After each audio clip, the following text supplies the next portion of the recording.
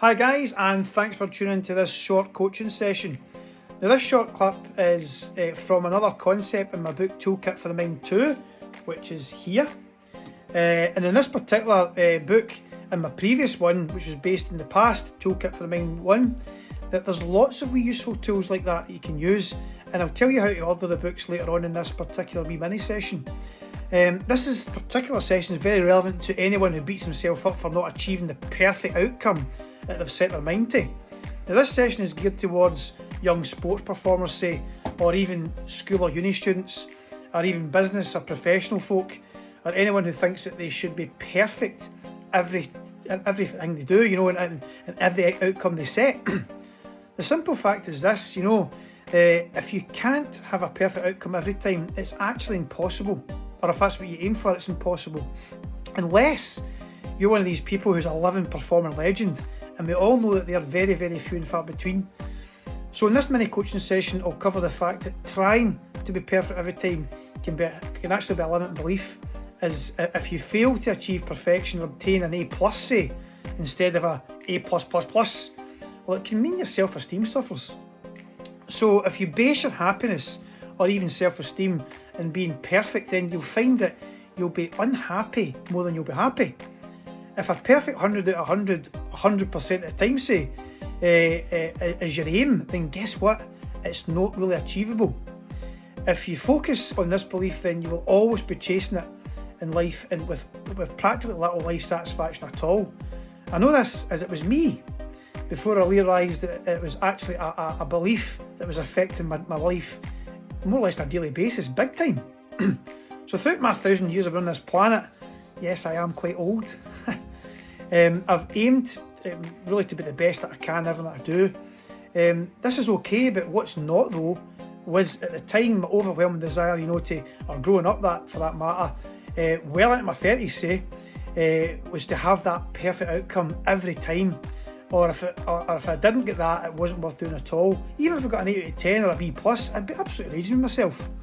When I was a young teen, and if the outcome was less than perfect, I was absolutely, I just felt deflated. I didn't realise at the time, but everyone has their shortcomings, and everyone at some point has failed to achieve what they set out to do, But for me, if I didn't achieve that perfect outcome, I'd beat myself up and be in a bad mood for days. Now think of that football performance, or maybe even sitting exams, or even that business deal that wasn't absolutely 100% perfect or went your way. Yep, you're right, it can make you feel like a total failure. I now realise that in order to grow and improve, it's necessary to experience less than satisfactory results sometimes. Now I promote high standards and I always work towards excellence, but even with a kind of winning mindset, perfection isn't always possible. So there's no point in wasting vital energy worrying about it. If your outcome isn't what you expected, or it's clear that there's room for improvement, then this is fine. Imperfection is totally okay as long as there's progress, say. And if that's the case, then this is the mindset you should really work towards. My thinking now is quite different, although I'm a very driven person, and I always aim to achieve a better version of myself. Every year it goes by, I do accept that there's no such thing as that perfect outcome. Even when you achieve something amazing, it's only human to want more. I really feel sorry for browbeating maybe young kids, whether it's school, at college or uni, whatever it is, or if maybe a youngin, doesn't score a goal in a cup final in a football match, or if he didn't achieve 100% in a maths test 100% of the time. If that's the case, then it can lead to a real self-esteem problem of not being good enough. And if that's something that's drummed into them, then it's something that parents should really, really watch out for. Now, my view is that progress really equals fulfilment, and which in effect equals happiness as well. Now, do your best and aim high, but if you don't reach the level you set your mind to, it's important not to allow this to stress you out. Like I said before in a previous mini session, if you aim for the moon, you'll probably hit the moon. But if you aim for the stars, you may not actually hit the stars, but you'll definitely get by the moon. And it's a good analogy to use. Provided you've given all you could, and you couldn't have given any more, be actually grateful for the outcome you got, and then get back to the drawing board and then start again. progress, like I said here, is the key to a better life. If you always strive for the perfect outcome, you'll go through life being totally unfulfilled and dissatisfied. Instead, obviously, set a plan and work hard to achieve it and with the highest standards possible.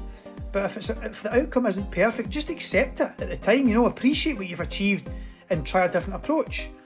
Life's all about being happy with what you have, and here in the now, whilst progressing towards what you want to achieve, leading towards your goals.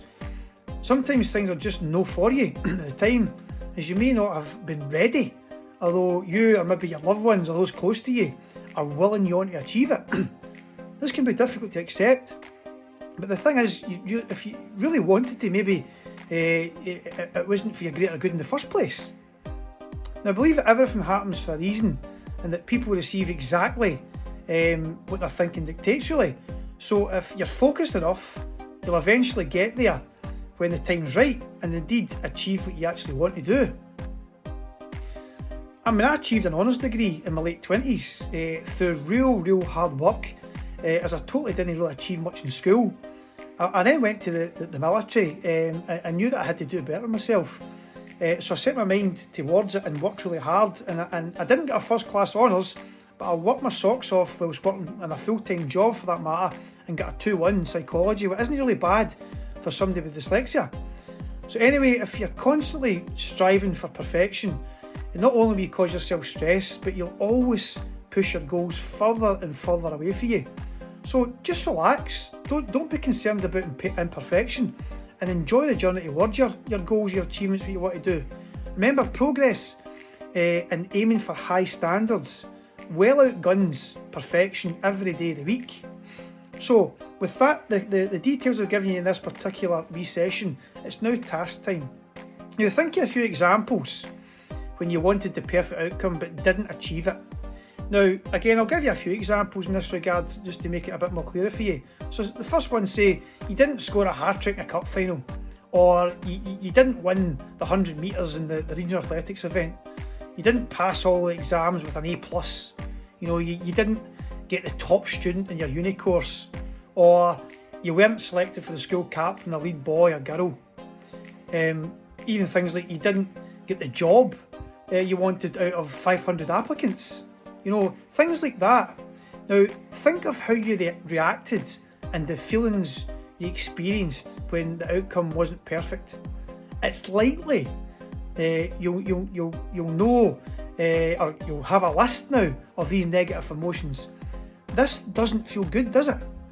If you beat yourself up for not being perfect, no one is. No one feels good when that happens. So taking all these things into consideration, revisit the example that you've picked and ask yourself these particular questions to help you assess the situation where applicable, and make plans for action. Jot down your answers and maybe in a wee notebook or something like that. So the first thing I'll get you to ask yourself is, what was the outcome itself? Okay, what was the reactions? Was the outcome necessary at this point, or could it have waited till a later time? What can I do about it now? Can I appreciate what I did actually achieve? What is the learning gained through this experience? Can I accept it and go again? Do I need to formulate a new plan? And when can I make a start in that regard? The next time you find yourself striving for the perfect outcome, revisit these questions. Focus and go again. Imperfection is what makes you human. Yes, you should strive to be the best you can, but don't really stress it yourself out by not achieving that perfect outcome. Now, the last thing I'll say is to order both my books, Toolkit for the Mind 1 and 2. You can either give me a wee DM or just maybe give me a wee phone on 07841 644 664. But you'll always get me on Facebook, Instagram, things like that. I'm happy to take anyone in relation to questions about one-to-one sessions. So hopefully this wee particular session has been useful to you in relation to perfection. So don't beat yourself up if that's the case. Anyway guys, all the very best. Have a pleasant week. I'll speak to you soon.